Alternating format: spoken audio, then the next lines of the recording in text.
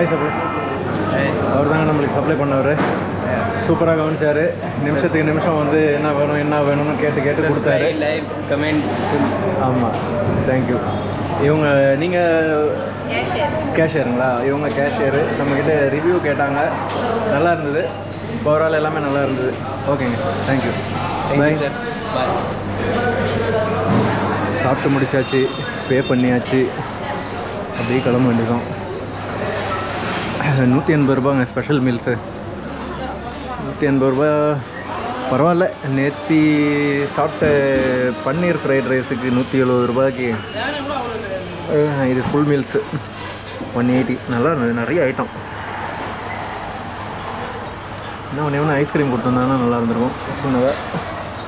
அது மட்டும்தான் குறை, மற்றபடி எல்லாமே நல்லா இருந்தது. வெயில் வேறு ஏறிடுச்சு. எவ்வளோ தூரம் போக முடியும்னு தெரியலையே. பாருங்கள் எப்படி அடிக்குது வெயில். ஆனால் இன்றைக்கி ரெஸ்ட் எடுத்தால் வேலைக்கு ஆகாதுங்க. ரெஸ்ட் எடுத்துட்டோம்னா உடம்பு சோம்பேறித்தனமாயிரும். இதுக்கப்புறம் அப்படியே கொஞ்சம் டவுன் தான் இருக்கும்னு நினைக்கிறேன். பார்க்கலாம், போயிட்டே இருக்கலாம்.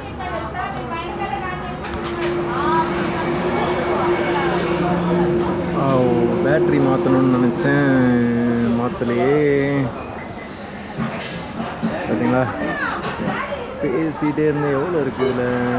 இன்னும் 15% தாங்க இருக்குது. அடடா, 15%, 28%. ஒரே நிமிஷம் செக் பண்ணிடுறேன். ஒரு 25%க்கு மேலே இருந்ததுன்னா ஒரு ½ hour வீடியோ வரும். அப்படியே கன்டினியூ பண்ணலாம். இல்லைன்னா பேட்ரி சேஞ்ச் பண்ணிவிட்டு சின்ன சின்ன வீடியோவாக போடக்கூடாதுன்னு பார்க்குறேன். அதுதான். இல்லைங்க, 16% தாங்க இருக்குது. ஓஹோ, இந்த 2 நிமிஷம் வீடியோவை நான் எப்படி ஜாயின் பண்ணுறது? எடிட்டிங்லாம் இன்னும் கற்றுக்கலைங்க. இப்போ தான் ஆரம்பிச்சிருக்கேன். எடிட்டிங்லாம் இனிமேல் கற்றுக்கணும். சரி, இது ஆஃப் ஆகிற வரைக்கும் அப்படியே போகுங்க. பேட்ரி டவுன் ஆகி ஆஃப் ஆகிடுச்சுன்னா அதுக்கப்புறம் வேறு பேட்ரி மாற்றிட்டு ட்ரெயின் ஆனதுக்கப்புறமா முடிஞ்சால் 2 வீடியோ கனெக்ட் பண்ணி போடுறேன். இல்லைனா இது வரும்னு நினைக்கிறேன். ஒரு 15 minutes வரும். ஓகே, அப்போது ஒரு வீடியோ 15 minutes வீடியோ. வேறு வழி இல்லை, அவ்வளோதான்.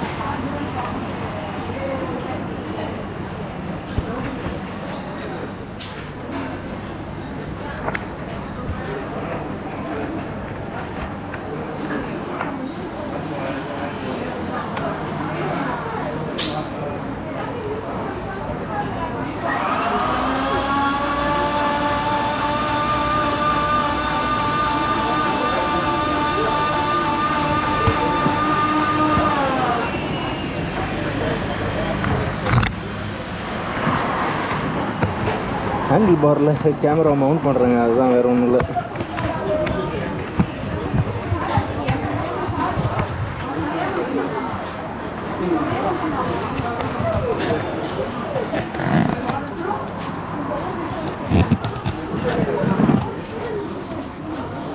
மவுண்ட் பண்ணியாச்சு.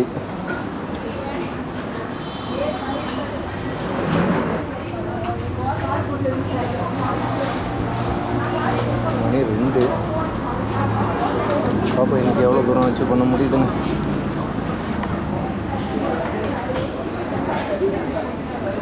ஒரு நிமிஷம் பேட்ரி பவர் பேங்கில் சார்ஜர் போட்டு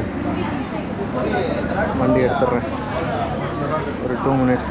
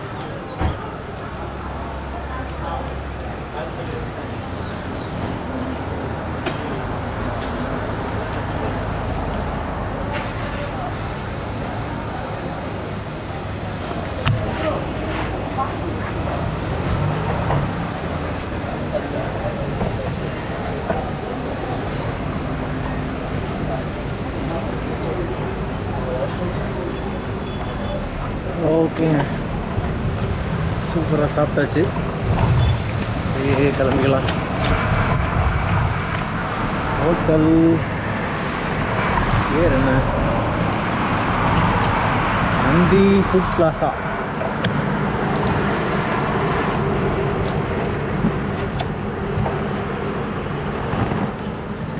பாருங்க, நந்தி ஃபுட் பிளாசா நல்லா இருக்குது. ஆனால் ரேட்டு தான் கொஞ்சம் ஜாஸ்தி. பரவாயில்ல.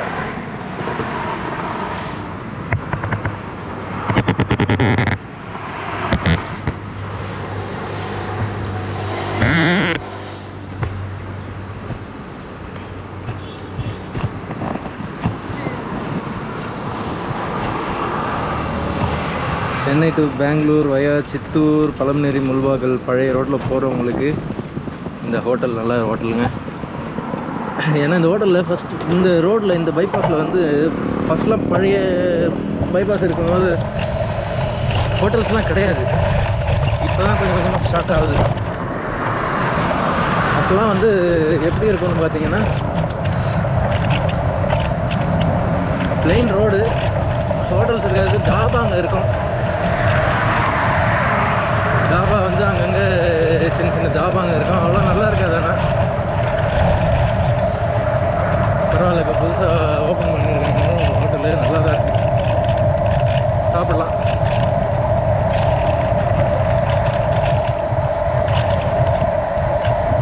சரி, ஓகே, நம்ம ஃபுட் ரிவ்யூ பண்ணது போகிறோம்.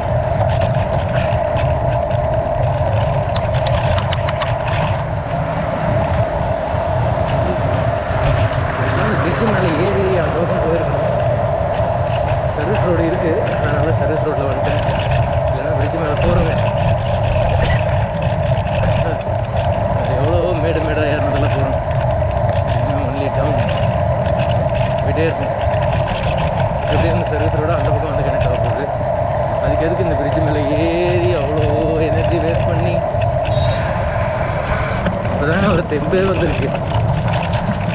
அவ்வளோ நேரம் அந்த பைபாஸில் கண்ணை கட்டி காட்டில் விட்ட மாதிரி ஒரு பயம் இல்லை, ஒரு ஈக்காக்கா இல்லை. நீ மத்தியானம் சாப்பாடு அவ்வளோதான் நினச்சேன்.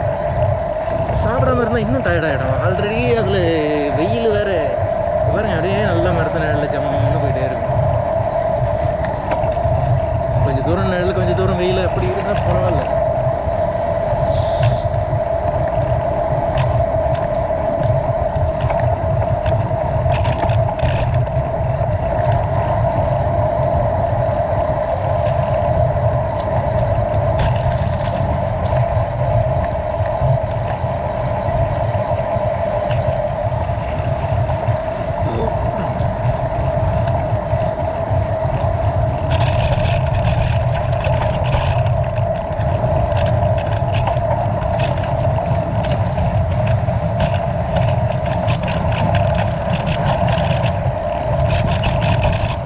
ரெண்டு பைபாஸ் எனக்கு புரியல. இப்போ அந்த புது பைபாஸ் போடுறாங்களே, அது எதுக்கு? இதையே நல்லா பண்ணியிருக்கோம். அப்படிதான் இருக்கு.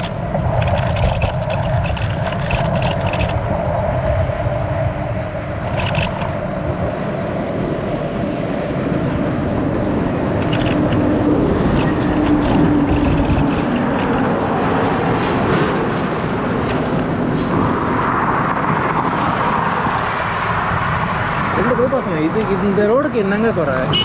எனக்கு அதான் புரியல. இப்போ எதுக்கு அந்த பைபாஸ் அவ்வளோ பெருசாக செலவு பண்ணி அவ்வளோ பைபாஸ் எதுக்கு அதை போடணும்? இதெல்லாம் உனக்கு எதுக்கு கார்த்தி? உன் வேலை நம்ம அதை பாரு அப்படிங்கிறீங்களா? சரி, அதுவும் சரிதான். இந்த ரோடும் பெங்களூர் தான் போகுது. அங்கே புது பைபாஸ் போட்டிருக்காங்களே, அதுவும் பெங்களூர் தான் போகுது. ரெண்டுத்துக்கும் மிஞ்சி போனால் ஒரு 3-5 கிலோமீட்டர் தாங்க இந்த பக்கம் அந்த பக்கம் வித்தியாசம். பேரலல், இதுக்கு பேரலாக அந்த பக்கம் அப்படியே லெஃப்டில் புது பைபாஸு.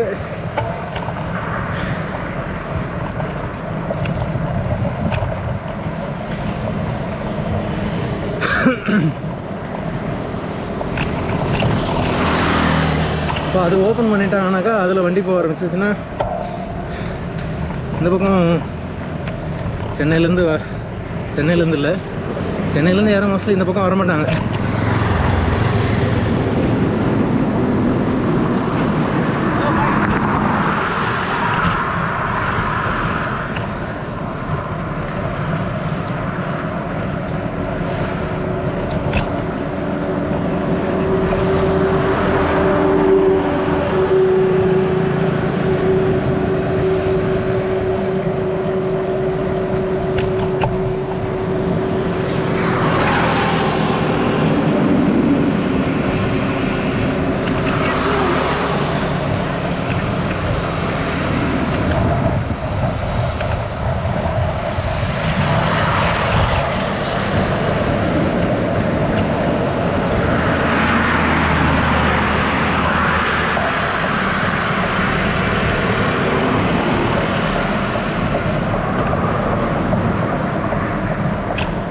இங்கே சிமெண்ட் ரோடு போட்டிருக்காங்க.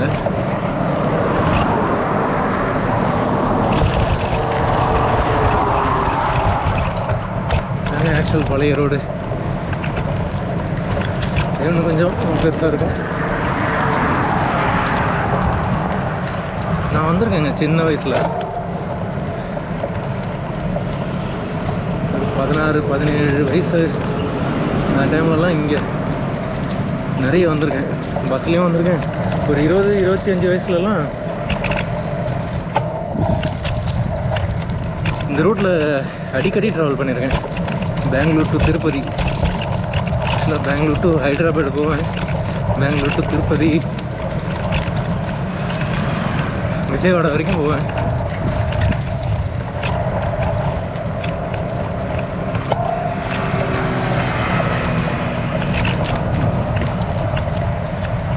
சரி, பேசினா டயர்ட் ஆகுது. அப்படியே பாருங்கள்.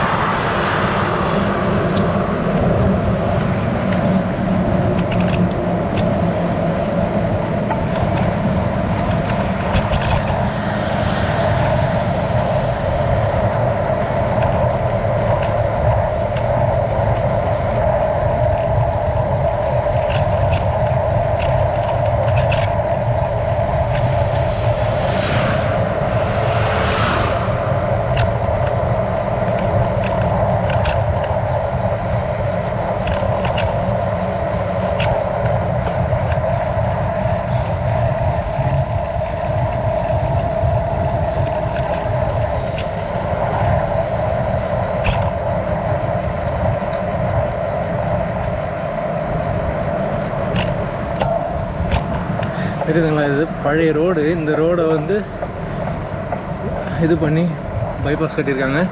இந்த மாதிரி சின்ன சின்ன ஊர் ஜங்ஷன் இதுக்கெல்லாம் வந்து பிரிட்ஜு போட்டிருக்காங்க. நம்ம இதுக்கு அந்த பிரிட்ஜு மேலே ஏறி உடம்பு இன்னும் டயர்ட் ஆகிக்கணும்.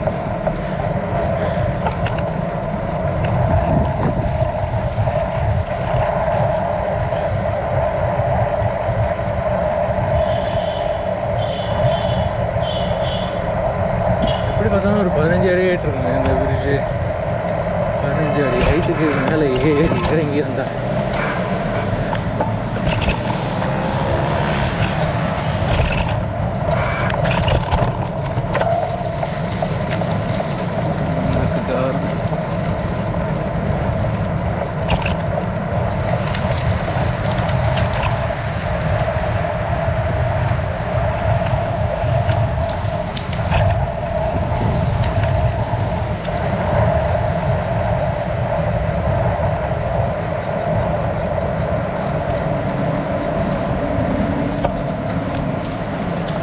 அந்த பைபாஸ் வந்து இது கிடையாதுங்க, நடுவில் கிராசிங் எதுவுமே கிடையாதுங்க. ஸ்பீடாக போகிறதுக்கு காரில் போகிறவங்களுக்குலாம் அந்த இடம் அந்த பைபாஸ் நல்லா இருக்கும்னு நினைக்கிறேன். ஆமாம்,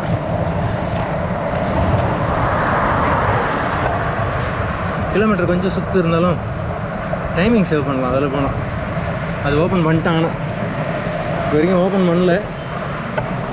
ஓப்பன் பண்ணிட்டாங்கன்னா இதுக்கும் அதுக்கும் பார்த்திங்கன்னா டைமிங் சேவ் ஆகும்.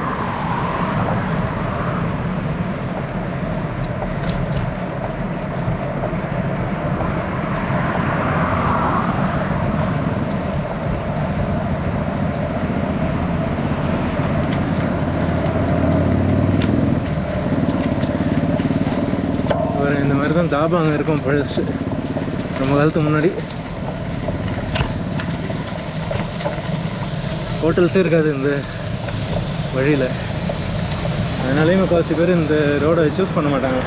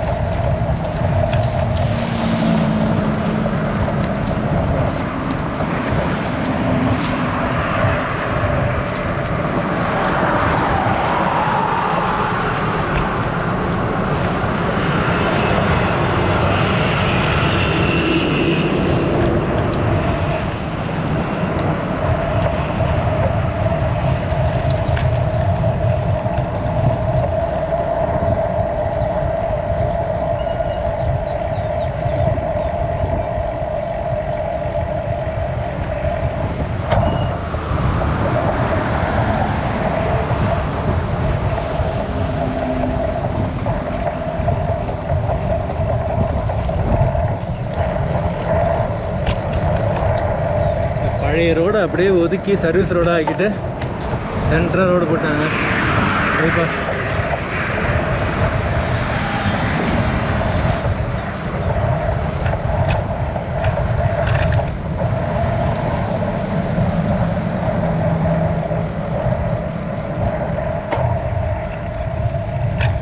அந்த புது பைபாஸ் வந்து ஐடி எக்ஸ்பிரஸ் மாதிரி எலவேட்டட். சித்தூரில் ஏறினா ஸ்ட்ரெயிட்டாக பெங்களூர் தான் போல இருக்குது. எப்படி எனக்கு புரியல, கொடுக்கணுமே சர்வீஸோட எங்கேயாவது ஒரு ஊர் நல்ல மெயின் ஜங்ஷன்லலாம் வந்து கொடுக்கணும். தெரியல, ஒருவேளை நம்ம பழமநேரி வரைக்கும் அதில் போகல, பழமநேரி வரைக்கும் போயிருந்தோம்னா தெரிஞ்சிருக்கும் பைபாஸ் இறங்குதா என்னான்னு. அவ்வளோ தூரம் போய் எவன் ரிஸ்க் எடுக்கிறது.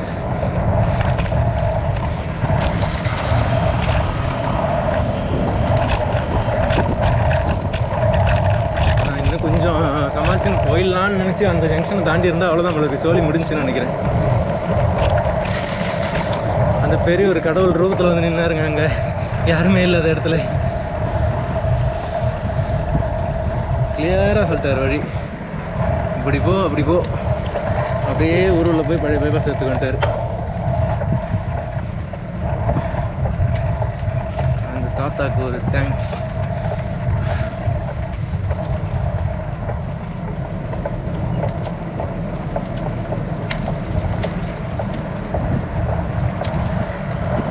ஊர் உள்ள இருந்து மாடை ஓட்டிகிட்டு வந்து அந்த ஹைவேஸில் கட்டி மாடு மேய்க்கிறாங்க. எனக்கு அதான் புரியல, அவ்வளோ தூரம் ஓட்டிகிட்டு போய் மேய்க்கணும்.